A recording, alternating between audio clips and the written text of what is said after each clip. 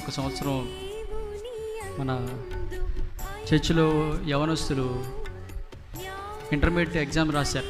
ఆ intermediate exam రాసిన పిల్లలకి మంచి మార్క్స్ వచ్చినాయి, చాలా మంచి మార్క్స్ వచ్చినాయి. ఎప్పుడూ మంచి మార్క్స్ వస్తాయి మన పిల్లలకి. అయితే కొంతమంది స్కూల్ ఫస్ట్ వస్తారు, అలాగే క్లాస్ ఫస్ట్లో వస్తారు, అలాగే ప్రతి సంవత్సరం కూడా ఎవరో ఒకరు వస్తూ ఉంటారు.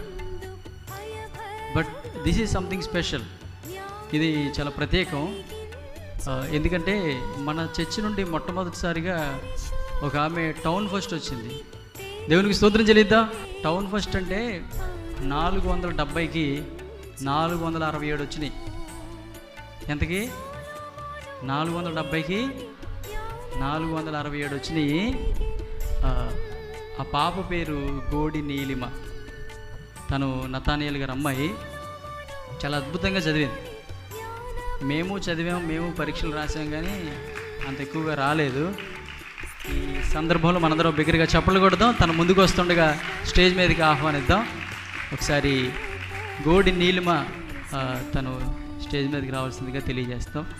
అలాగే దైవజనులు మా యూత్ వారు కలిసి చిన్న గిఫ్ట్ ఇవ్వాలని ఆశపడ్డాం.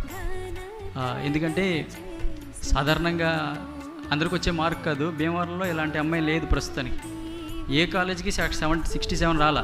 వచ్చిందా? ఇక్కడున్న పిల్లలు చాలా కాలేజెస్ చదువుతున్నారు, నారాయణ కానీ చైతన్య కానీ. ఇంకే కాలేజీకి రాలేదు, మేము కనుక్కున్నాలి. చెల్లి పేరు గోడి నీలిమ.